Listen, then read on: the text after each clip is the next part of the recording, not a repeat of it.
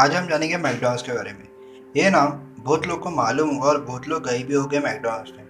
McDonald का पिछले साल का प्रॉफिट 9.000 बिलियन मतलब इंडिया के हिसाब से 907 करोड़ और रोज 69 मिलियन लोग आते हैं खाने मैकडॉनल्ड्स में। यह एस्टेब्लिश हुआ था 1940 इन सैन बेर्नार्डिनो कैलिफोर्निया में। मैकडॉनल्ड का शुरुआत मोराई डोनाल्ड और रिचर्ड डेम डोनाल्ड ने किया था, लेकिन तभी यह सिर्फ अमेरिका में जाना था। लेकिन अभी मैकडॉनल्ड्स 37,855 लोकेशन में पाया जाता है। लेकिन एक बात बता दें कि इतना सारा रेस्टोरेंट खोलने का आइडिया मैकडॉनल्ड्स ब्रदर्स का नहीं था। तो आइडिया किसका था आप सोचते होंगे? ये आइडिया था रे क्रॉक का। आप सबको रे क्रॉक का स्टोरी बोलने से पहले मैकडॉनल्ड का शुरुआत कैसे हुआ ये बताएंगे। उससे पहले अगर आपने हमारे चैनल को सब्सक्राइब नहीं किया हो तो सब्सक्राइब कर लीजिए और बेल आइकन दबा दीजिए।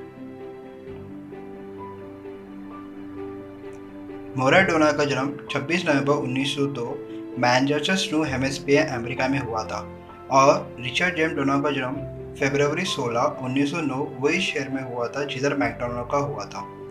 मोराइस का निकनेम मैक था और दोनों का भी गरीब परिवार में जन्म हुआ था। मैक और रिचर्ड अलग अलग स्कूल में जाते थे। रिचर्ड वेस्ट हाई स्कूल में जाता था और मैक सेंट्रल हाई स्कूल में। जब उनका ग्रेजुएशन हो गया तब वो हॉलीवुड आ गए, क्योंकि मैक को एक्टिंग का शौक था और रिचर्ड को पैसा कमाना था। तो वो हॉलीवुड आ गए और उन्होंने काम भी किया हॉलीवुड में। उनके पास इतना पैसा हो गया था कि वो एक थिएटर खरीद सकते थे, लेकिन तभी का समय एक दो मूवी आता था तो उतना उन्हें इनकम नहीं होता था। तो उन्होंने हॉट डॉग स्टैंड शुरू किया मोनरोविया कैलिफोर्निया में 1937 में, क्योंकि तभी का समय हॉट डॉग फेमस था और ये बिजनेस में लॉस नहीं था। लेकिन वो छोटा सा शहर था और उधर कम लोग आता था, जिसके कारण उन्हें ज़्यादा मुनाफा नहीं होता था। तो तभी मैक ने सोचा कि वो दूसरे शहर में अपना रेस्टोरेंट शिफ्ट करेगा और वो अपना रेस्टोरेंट सैन बेर्नार्डिनो में स्टार्ट किया और उधर वो दोनों ज़्यादा मुनाफा कमाने लगे। लेकिन थोड़ा साल बाद उन्हें नुकसान होने लगा। तभी रिचर्ड ने सोचा कि क्यों नुकसान हो रहा है। तभी रिचर्ड को पता चला कि उनका मेन्यू में बहुत सारे डिशेस हैं जिनके कारण उन्हें कस्टमर को वेट करना पड़ता है। तो रिचर्ड ने यह भी देखा कि सबसे ज़्यादा कस्टमर क्या ऑर्डर करता है। तभी उन्हें पता चला कि सबसे ज़्यादा ऑर्डर करने वाला dishes hamburger, milkshake, French fries है।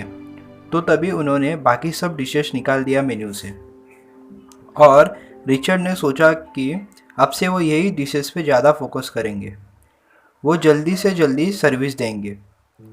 फिर रेस्टोरेंट रीडिज़ाइन किया गया 1948 में और उन्होंने सेल्फ सर्विस शुरू किया, मतलब कि कस्टमर अपना ऑर्डर खुद जाके लेगा। उनका ये आइडिया सक्सेसफुल रहा और थोड़ा समय बाद मैकडॉनल्ड को स्पीडो सर्विस से भी जाना गया। लेकिन तभी सिर्फ मैकडॉनल्ड अमेरिका में जाना था, पूरा दुनिया जाने ऐसा काम रे क्रॉक ने किया। रायमंड एल्बर्ट क्रॉक, इनका जन्म अक्टूबर 5, 1902 में हुआ था। ओक प्राक में इलिनॉइस शहर अमेरिका में हुआ था। क्रॉक को कुछ करना है ज़िंदगी में, कुछ हासिल करना है, ऐसा सोच रखता था।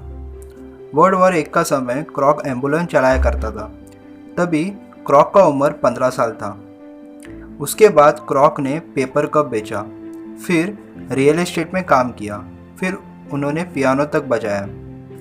वर्ल्ड वॉर 2 के बाद क्रॉक ने मिल्कशेक मिक्सर कंपनी में सेल्समैन का काम किया और एक दिन उन्हें 8 मिक्सर का ऑर्डर आया और ये ऑर्डर था मैकडॉनल्ड्स से था।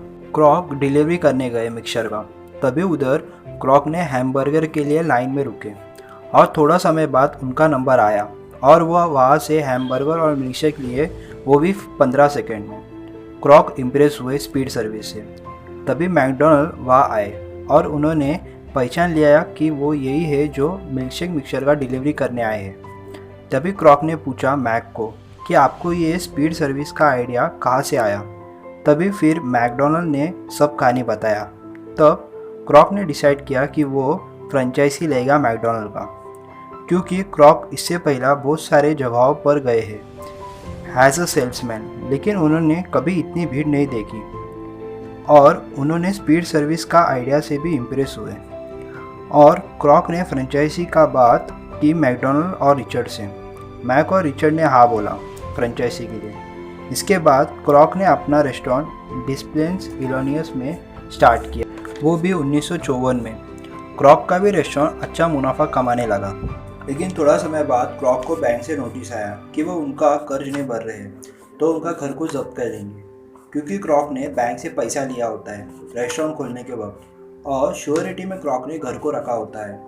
लेकिन क्रॉक के पास उतना पैसा नहीं होता, क्योंकि क्रॉक को 1% मिलता है मुनाफे का, जो क्रॉक के लिए बहुत कम है। और वो मैकडॉनल्ड ब्रदर्स को बोलते हैं कि उनका पर्सन बढ़ा दो, लेकिन मैकडॉनल्ड ब्रदर्स नहीं बोलते उसे।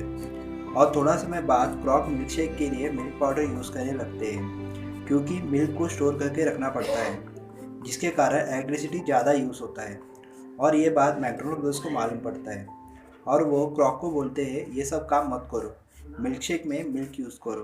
पर क्रॉक ये बात से नाराज हुआ, क्योंकि पहले ही क्रॉक को कम प्रॉफिट मिलता था और मैकडॉनल्ड ब्रदर्स ने रिस्ट्रिक्शन बहुत सारा रखा था।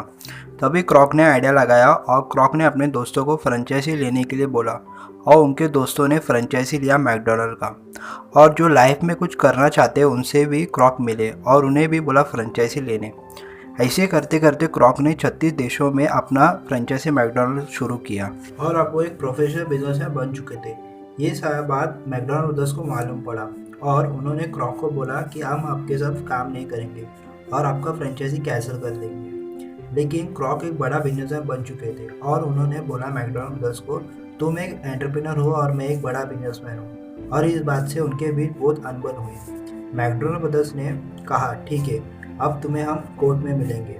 और मैकडॉनल्ड ब्रदर्स ने केस फाइल की क्रॉक के खिलाफ, और फिर तभी क्रॉक ने मैकडॉनल्ड्स खरीद ली 2.7 मिलियन में 1961 में। और 1961 में क्रॉक का पूरा हक आया मैकडॉनल्ड्स पे, और इस कारण आज मैकडॉनल्ड फेमस है, तो सिर्फ रे क्रॉक के कारण। अगर ये स्टोरी आपको अच्छा लगा हो तो लाइक कर दीजिए, और ऐसी ही स्टोरी के लिए हमारे चैनल को सब्सक्राइब कर दीजिए। Thanks for watching.